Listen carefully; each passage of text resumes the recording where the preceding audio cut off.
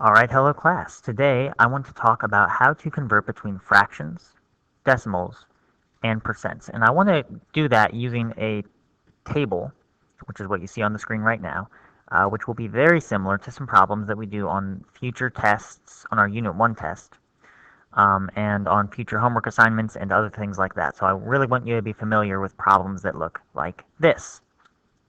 For example, if you are given a percent, like 25%, you should be able to represent it in some sort of decimal form and in some sort of fraction form.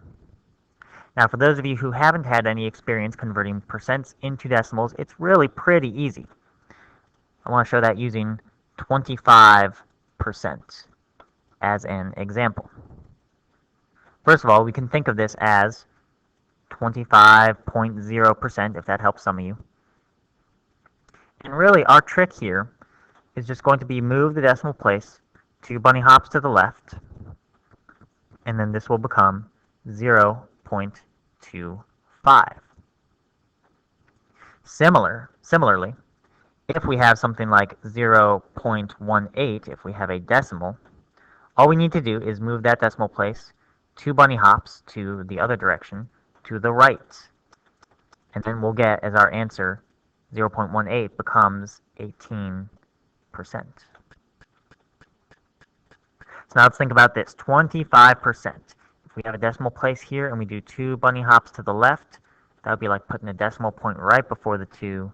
That would give us, excuse me, I want to do it in red, 0.25. We said that decimal point comes right before the 2. We can worry about the fractions again in a minute, but let's look at this 5/8 down here. We should have some experience converting fractions into decimals. So if we're thinking of doing 5/8, well, this is the same as saying 5 divided by 8, which of course we can represent using long division. 5 divided by 8. Your 5 goes inside the house and the 8 goes outside. So you ask, how many times does 8 go into 5? Well, it doesn't. It goes in 0 times. Now, if we want to extend our answer, we can say, well, 8 doesn't go into 5, but it does go into 50. And remember that when we extend our remainder by adding a 0 on the end, we do have to put a decimal place in our answer bar. So now, how many times does 8 go into 50? It goes in 6 times, which gives us 48. And when we subtract from that, we have a remainder of 2. 8 does not go into 2, but it does go into 20. And when we add that 0, again, we're just signaling that we're going from the tenths, and our answer is going to move into the hundredths. So how many times does 8 go into 20? It goes in twice, which gives us 16. And when we subtract that, we have a remainder of 4. And you're probably ahead of me at this point. 8 doesn't go into 4, but it does go into 40, so we're moving into the thousandths. And it goes into 40 5 times, which gives us an even remainder of 0. No remainder at all. So 5/8, the same as 5 divided by 8, is the same as 0.625. And of course, we can enter that in our chart. In decimal form, 0.625. Now we said if we wanted to turn this answer into a percent, all that we have to do is to move that decimal place 2 bunny hops to the right. So this would be equivalent to 62.5%. Now you can see it's very easy to turn decimals into percents. So if I ever ask for a question in percent form, it might be easiest to convert any fractions that you might have into decimals. So over here we can say that this is 62.5%. Again, you can see just by looking at this table that it's probably easier to go from decimals to percents than it is to go straight from fractions into percents. Now, if we look down at this bottom row, and remembering we'll come back up to this fraction up here, 25%, 0.25 will return there. I want to look at 0.3 and with the bar over it. Let's talk about that for a second. When we have 0.3, that bar just means that that 3 is going to be repeating. which means that this is basically the same as saying 0.333, and that's going to keep going for a long, long, long time. Actually, it's going to go on forever. So we can't write all of it out because we can't write forever. We don't have the board space to do that. Instead, what we can do is, if we're thinking of representing this as a percent, we can estimate. And so we can write out 3 decimal places and then say, well, just like always, we're going to go 2 bunny hops to the right. And then this is roughly equivalent, that's what that little squiggle means, roughly equivalent to 33.3%. And if we want to be really precise, then we can put that infinite bar over that last 3 to say that that 33.3 is going to repeat. This is the same as 33.3%.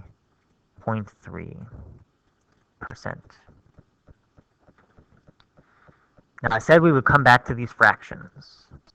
Before we do that, I want to talk about the 2 types of ways that you can turn a decimal into a fraction. With the first kind, well, the first kind of decimal is a terminating decimal. So you can see 0.25 is a terminating decimal because it has an end. It does not repeat forever. 0.3 repeating is not a terminating decimal. It is an infinite decimal because that 3 is going to repeat forever.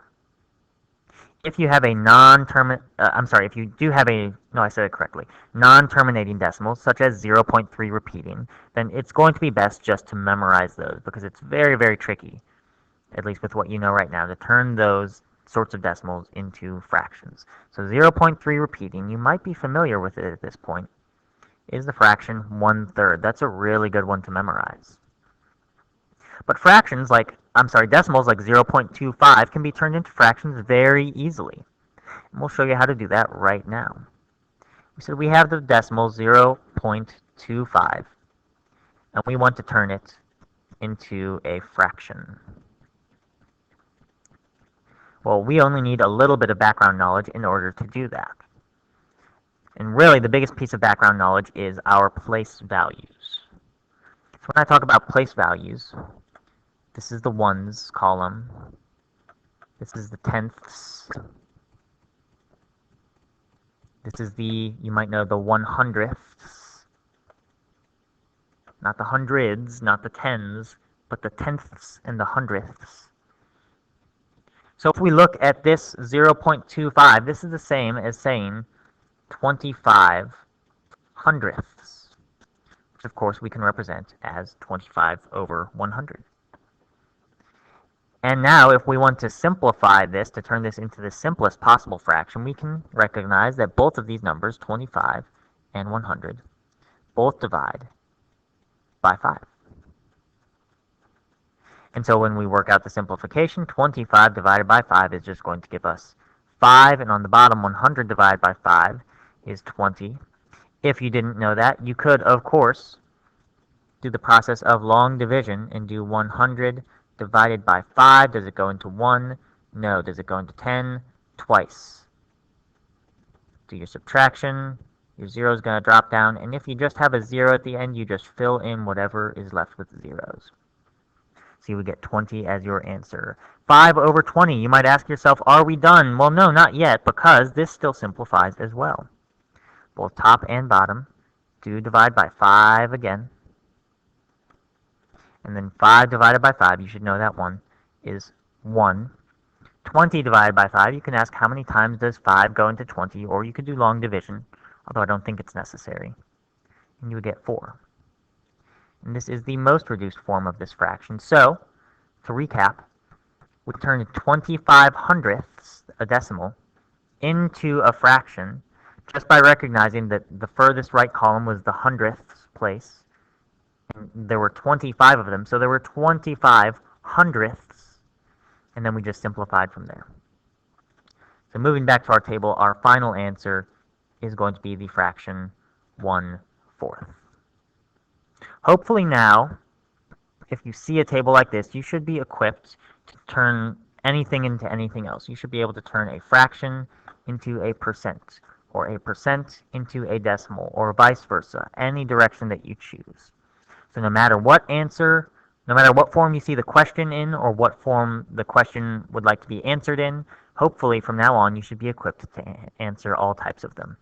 As always, email me if you have any questions, but otherwise, stay tuned for the next lesson.